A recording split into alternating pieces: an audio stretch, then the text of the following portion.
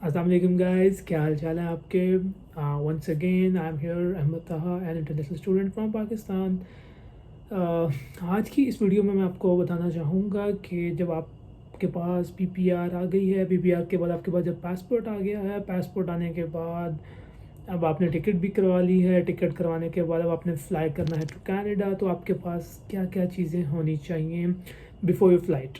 तो उसके लिए मैं आपको रेकमेंड करूँगा कि मैं आपको कुछ डॉक्यूमेंट्स बताऊँगा। उन डॉक्यूमेंट्स के आपके पास तीन तीन सेट कम अज़ कम होने चाहिए।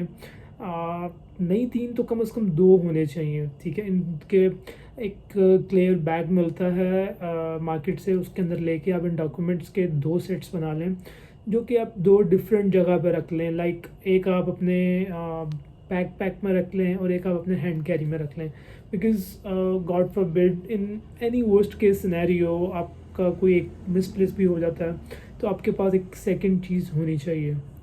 तो वो जो चीज़ें हैं जिनका आपके पास आई मीन जिसके दो सेट होने चाहिए, उसमें सबसे पहले इस वीडियो के एंड पे मैं आपको लिस्ट भी अपलोड कर दूंगा रिटन फॉर्म में, ताकि आप उसको अच्छी तरह देख के अपने उसके हिसाब से अपने डॉक्यूमेंट्स जो हैं वो प्रिपेयर कर सकें। तो उसमें सबसे पहली चीज़ है वो है आपका पासपोर्ट, ठीक है। पासपोर्ट एक ऐसी चीज़ है जिसके बगैर आप ट्रैवल नहीं कर सकते, ठीक है।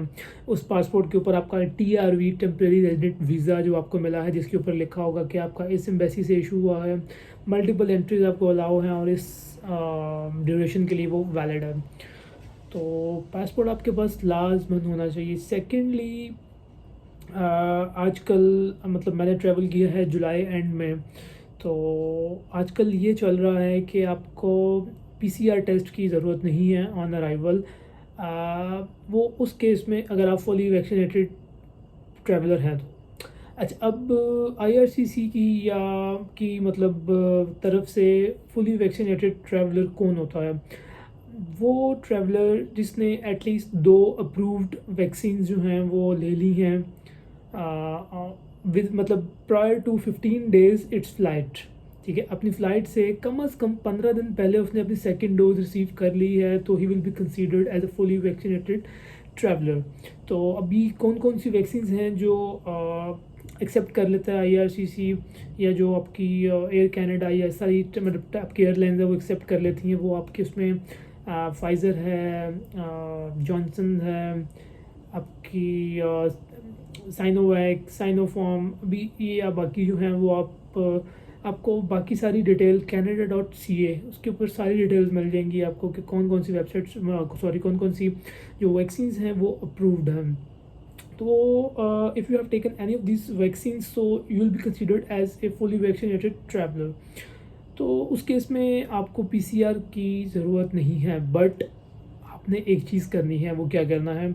आपने अपने एंड्रॉयड फ़ोन या अपने आईफोन के अंदर एक ऐप डाउनलोड करनी है जो कि IRCC की तरफ से है, जिसका नाम arrive can, ARRIVE, arrive CAN, can. Arrive can जब आप उसको डाउनलोड करेंगे अपने फ़ोन के अंदर, तो वो आपसे कुछ चीज़ें मांगेगा, but make sure you make all your details before 72 hours of your flight. 72 hours से पहले पहले जो है वो आपकी वो चीज़ एंटर नहीं हो रही होगी। जैसे ही आपकी फ़्लाइट में 72 आवर्स रह जाएंगे, आपका टाइम स्टार्ट हो जाएगा, तो then you can enter your details. तो उसमें आपसे आपका फ़्लाइट नंबर पूछेंगे, आपसे पासपोर्ट नंबर, इस तरह किसी बेसिक सी डिटेल्स आपसे लेंगे, जिसके अगेंस्ट वो आपको एक QR कोड इशू कर देंगे। उस QR कोड के ऊपर दो तीन चीज़ें उनके कोड्स होते हैं, जैसे IV समथिंग, इस तरह से करके। आई अगर आता है तो इट्स सेफ़, इसका मतलब होता है इम्यूनाइज्ड, ठीक है, कि आप को कोई इशू नहीं है, आप इसको आई मीन आप विदाउट PCR टेस्ट के ट्रैवल कर सकते हैं। तो उसमें आपने वो QR कोड अपने पास आपके पास अराइव कैन ऐप में भी आ जाएगा वो QR कोड, और आपकी जो आपने अकाउंट उसमें मतलब मीन जो Gmail आपने जो ईमेल दिया होगा, whether it is Gmail, Yahoo, whatever, तो उसमें भी आपको ईमेल आ जाएगी। तो मेक श्योर कि आपके पास उसकी स्क्रीनशॉट हो, बिकॉज़ अगर आप कहते हैं कि यार मेरे पास तो ऑनलाइन पड़ा हुआ है, मुझे क्या ज़रूरत है इसको करने की, तो उस केस में मैं आपको ये रिकमेंड करूँगा कि इन सर्टन केसेस आपके पास इंटरनेट अवेलेबल नहीं होता, तो you should have a screenshot of that QR code, ताकि आप अपने फ़ोन में से फ़ोटोज़ निकाल के वो दिखा देंगे यार ये इसका मेरे पास है। वैसे वो इतना मैंने देखा है कि it's up to your luck कि वो चेक करते हैं कि नहीं करते। आई मीन मेरे से जो है वो अराइव कैन किसी ने कहीं पे भी चेक नहीं किया, बट बहुत ज़्यादा उस पर उनका एम्फेसिस होता है। तो मैं आपको ये रिकमेंड करूँगा कि आप किसी चीज़ को भी लाइटली ना लें और अराइव कैन के ऊपर अपनी एंट्री लाजमी करें बिफोर 72 आवर्स ऑफ फ्लाइट।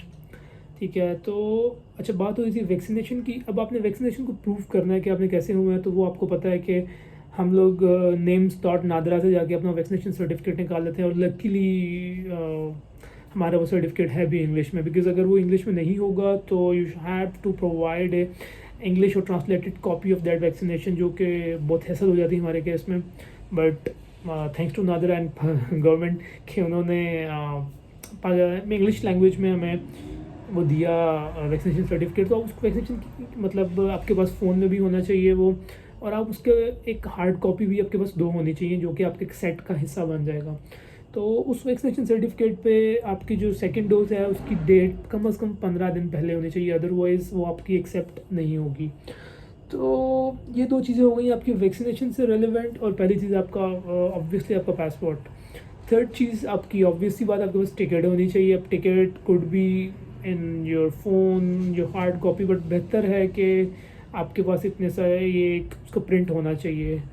सो मैं ये नहीं कह रहा कि आप इन्वायरमेंट को पोल्यूट करें और वो बहुत सारे पेपर्स के प्रिंट्स निकालें, बट ये यहाँ पे बहुत इंपॉर्टेंट है, तो आपको पेपर यूज़ करना ही पड़ेगा। तो आपके पास एक टिकट्स के 2 प्रिंट होने चाहिए आपके। एक आपकी टिकट जो है वो एक फ़ोल्डर में आ जाएगी, एक आपके दूसरे फ़ोल्डर में आपकी टिकट आ जाएगी। ठीक है, तो अच्छा ये 2 सेट हो गए। एक जो आपकी नेक्स्ट चीज़ आपके पास होनी चाहिए, जो कि मैं कहूँगा फोर्थ चीज़ है, that is your letter of introduction from IRCC।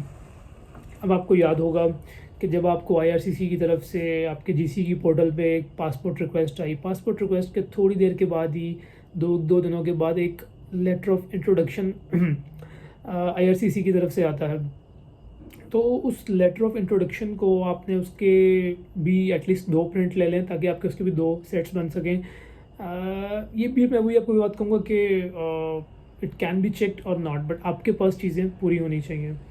तो यहाँ से आपका ये चीज़ें आ गई। सेकेंडली जो फिफ्थ चीज़ है जो आपके पास होनी चाहिए, that's your letter of acceptance from your institution. ठीक है, आपको याद होगा कि आपको एक LOA आया था जिसकी बेस पे आपने वीज़ा अप्लाई किया, और जिसकी ऊपर आपने फ़ीस सबमिट करवाई, उसके ऊपर सारी फ़ीस की डिटेल्स लिखी होती। वो एक लेटर ऑफ एक्सेप्टेंस जो है वो आपके पास लाजमन होना चाहिए। ठीक है, तो उसके बाद आप जब के पास आपको ना, हम इसको थोड़ा सा क्रोनोलॉजिकल ऑर्डर में चलते हैं। आपके पास लेटर ऑफ एक्सेप्टेंस आया, लेटर ऑफ एक्सेप्टेंस आने के बाद आपने क्या किया, आपने फ़ीस सबमिट करवाई 2 सेमेस्टर्स या 1 ईयर की, एक ही बात है। तो उस फ़ीस को आपने, हो सकता है आपने फ्लाईओवर के थ्रू जमा करवाया हो, या आपने किसी और डिपेंड्स अपॉन योर इंस्टीट्यूशन की जमा, उसके अगेंस्ट आपको एक रिसीट मिली होगी। उस रिसीट की आपके पास 2 हार्ड कॉपीज़ होनी चाहिए, ताकि आपके उसके भी 2 सेट्स बन सकें। नेक्स्ट, आपने जब फ़ीस जमा करवा दी तो उसी के साथ साथ साइमल्टेनियसली आप जो है आपने GIC भी जमा करवाया होगा, बिकॉज़ SDS के अंदर ये चीज़ें कंपल्सरी हैं। तो GIC ऑफ 10,000 कैट, उसकी भी आपके पास एक रिसीट होगी। अगर आपने ऑनलाइन जिस भी बैंक में करवाया, आपने CIBC में करवाया है या आपने स्कॉशिया बैंक में करवाया है, व्हाटएवर, तो उसकी आपके पास एक रसीद होगी, वो भी आपके पास होनी चाहिए, बिकॉज़ ये चीज़ें आपको किसी भी टाइम शो करवानी पड़ सकती हैं। तो ये चीज़ें जब आपके पास आ गई, उसके बाद एक चीज़ जो अक्सर जगह पे फॉरम्स पे नहीं बताई जाती, या मैंने अक्सर जो वीडियोस देखी हैं उस पे नहीं बताई जाती, या मे भी बताई गई हो या मेरे से इग्नोर हो गई हो, जिसकी वजह से मुझे प्रॉब्लम का सामना करना पड़ सकता था, because that was the only thing that I was asked over the counter, immigration counter at Toronto airport. वहाँ पर जब मैं लैंड हुआ तो मैं बॉर्डर सर्विसेज ऑफिसर के सामने अपने डॉक्यूमेंट्स दिखा रहा हूँ, तो she was not interested in any of the documents. उसने मुझसे पूछा कि आपका एनरोलमेंट लेटर किधर है, कि आप इन कोर्सेज़ में एनरोल्ड हो। मुझे तो पता ही नहीं था कि भाई ये किस चिड़िया का नाम है, क्या होता है। तो आई वाज लाइक ब्लैंक। तो शुक्र है वो एक कोऑपरेटिव ऑफिसर थी, बट उस टाइम पे अपना कॉन्फिडेंस लूज़ नहीं करना। मैं उसको कंटिन्यूसली मतलब परसुएट करने की कोशिश कर रहा था, बट फिर उसने मुझे खुद ही गाइड किया कि आपका ये कहाँ से मिलेगा, ये क्या। तो मैं आपको ये बता देता हूँ कि आपके पास एनरोलमेंट लेटर कहाँ से आएगा।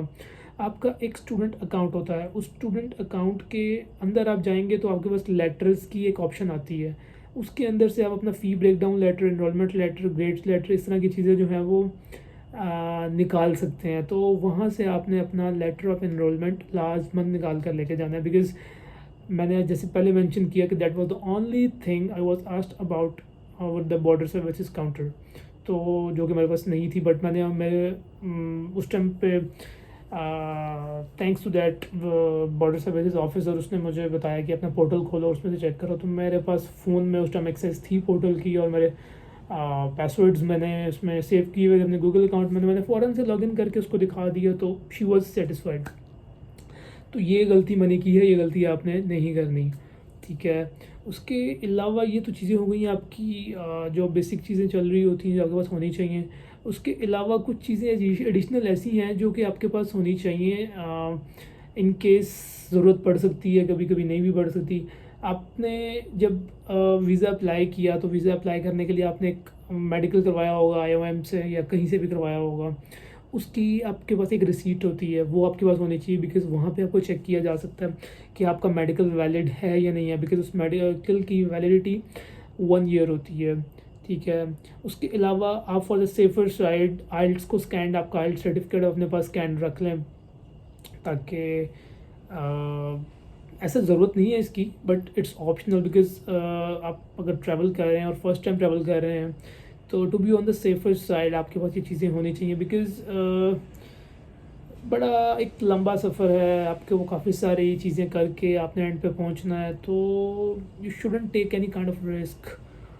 तो कुछ भी आपके ज़हन में आए तो आप उसको रख लें। अच्छा, अब ये जब डॉक्यूमेंट्स के आपके 2 सेट बन जाएंगे, तो उसमें मैं आपको ये सजेस्ट करूँगा कि never put this documents in your luggage, because your luggage is gonna be booked in your aircraft, और आपके पास कुछ नहीं होगा। अगर आपसे कोई चीज़ डिमांड करेंगे तो आप खाली होंगे। Always put this documents in your backpack और योर हैंड कैरी, जो कि आपकी कस्टडी में होंगे एट एवरी टाइम, ठीक है। तो ये आपने लाजमन करना है, बिकॉज़ मैंने अपने हैंड कैरी में रखा हुआ था सारा कुछ, जो मुझसे पूछता था मैंने ऐसे फ़ोल्डर निकाल के सारा कुछ दिखा देता था फ़ौरन से, तो मुझे किसी किस्म की भी प्रॉब्लम का सामना इस वजह से नहीं करना पड़ा। लेकिन इस तरह की अगर मैं लगेज में डाल देता तो वो, मैं तो गया था, मेरा तो लगेज बुक था, और मैं फिर कहाँ से लेता। सो ये कुछ चीज़ें हैं जो आपके पास होनी चाहिए, एंड मेक श्योर आपके ये डॉक्यूमेंट्स एक सेफ़ कस्टडी में हो आपके पास। और ख़ास तौर पे पासपोर्ट जो है ना, उसको उसके लिए आप देख लें, आप वेस्ट बैग ले लें, या कुछ ज़िपर हो आपके पास जो आपके पास फ़ौरन से निकाल सकें। मैं रिकमेंड करूँगा पॉकेट में आप ना रखें, बिकॉज़ मुझे नहीं पता कि आप जब ट्रैवल करेंगे उस टाइम पे वेदर कैसा होगा, क्लाइमेट कैसा होगा। तो पॉकेट में होने की वजह से आपका पासपोर्ट जो है वो डैम्प हो सकता है, फॉगी हो सकता है, गीला हो सकता है ड्यू टू योर स्वेट या एनीथिंग। तो बेहतर है कि आप उसको किसी ज़िपर में डाल के रखें या फ़ोल्डर में रखें, ईज़ी एक्सेस में आपके पास ये चीज़ें होनी चाहिए, but make sure they are in the safer side, ठीक है। बिकॉज़ आप उस टाइम पे बिल्कुल भी रिस्क नहीं ले सकते अपने पासपोर्ट या किसी भी चीज़ के गुम होने का। तो ये था मेरा एक आप भी थी मेरा अपना एक एक्सपीरियंस, जो मैंने लाहौर एयरपोर्ट से टोरंटो एयरपोर्ट तक फेस किया। और इसमें जो मुझ पे गुजरी वो मैंने आपको बता दी कि जहाँ पर मैं फंसा हूँ वहाँ पर आपको नहीं फंसना, बिकॉज़ वो लेटर ऑफ इन्वॉल्वमेंट आपका तब भी इस्तेमाल होगा जब आपने एक बैंक अकाउंट खुलवाना है। क्रेडिट कार्ड के लिए भी आपकी उसकी ज़रूरत होती है, तो मेक श्योर कि आपके पास सारे डॉक्यूमेंट्स पहले से रेडी हों, ताकि आपको किसी किस्म का भी मसला ना हो ड्यूरिंग दैट ट्रैवल, बिकॉज़ बहुत लंबा ट्रैवल है। अगर मैं आपको अपने ट्रैवल की बात बताऊँ, तो लाहौर से आई टुक कतर एयरवेज़, और आगे से एयर कनाडा। तो ये 3 साढ़े 3 घंटे का ट्रैवल था Lahore to Qatar. Then Qatar में मेरा 2.5-3 घंटे का 4 घंटे का स्टे था। दैन कतर से टोरंटो 14 घंटे की फ़्लाइट थी, और उसमें तो भाई बुरा हाल हो जाता है और वो थी एयर कनाडा की। दैन टोरंटो पे 4 घंटे का मेरा स्टे था, बिकॉज़ था तो 2 घंटे का, लेकिन वो जो डोमेस्टिक फ़्लाइट्स होती हैं वो अक्सर कैंसिल हो जाती हैं या डिले हो जाती हैं, तो मुझे 4 घंटे बैठना पड़ा। तो बट मैं बैठा नहीं, मैंने फिरा Toronto airport. Toronto airport is a good airport, आपको काफ़ी सारी चीज़ें वहाँ पे मिल जाती हैं खाने पीने की, बट मेक श्योर इट्स हलाल इफ़ यू आर मुस्लिम। तो फिर वहाँ से मेरी आगे ऑटोवा की फ़्लाइट थी 1 घंटे की, फ्रॉम टोरंटो टू ऑटोवा। और जब आप ऑटोवा से बाहर निकलते हैं, मतलब जो भी एयरपोर्ट से आप बाहर निकलेंगे, उस टाइम पे अगर आपके पास क्रेडिट कार्ड लिंक्ड है फिर तो आप ऊबर या कुछ इस्तेमाल कर सकते हैं। बट अगर आपके ऊबर पे क्रेडिट कार्ड या डेबिट कार्ड आपका नहीं चलेगा, बिकॉज इंटरनेशनल, अगर आपकी इंटरनेशनल पेमेंट्स बंद हुई हुई हैं, और अगर आपका क्रेडिट कार्ड लिंक्ड है और उसमें इंटरनेशनल ट्रांजेक्शन ऑन है तो आप उसको ऊबर कॉल कर सकते हैं। अदरवाइज़ जब आप एयरपोर्ट से बाहर निकलेंगे तो मल्टीपल टैक्सीज आपके पास अवेलेबल होती हैं जो कि मीटर के हिसाब से आपको चार्ज कर रही होती हैं। तो इस तरह से जो है वो मैं अपने रूम तक पहुंचा, अपार्टमेंट तक पहुंचा।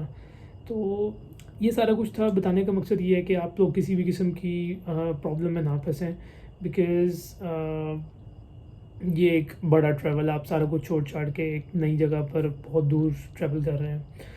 तो अब मुझे बताइएगा कि आप और किस बारे में पूछना चाहते हैं, बिकॉज़ मैं वही सारी चीज़ें बताऊंगा जो मैं खुद एक्सपीरियंस कर चुका हूँ। तो कमेंट्स में ज़रूर बताइएगा कि अगर आप कोई और चीज़ के बारे में वीडियो चाहते हैं, और इंशाल्लाह I will make a new video soon. तब तक के लिए इजाज़त दीजिए। Thank you so much for listening and viewing, and make sure you have subscribe my channel and hit the bell icon. So आपके लिए खुदा हाफिज़।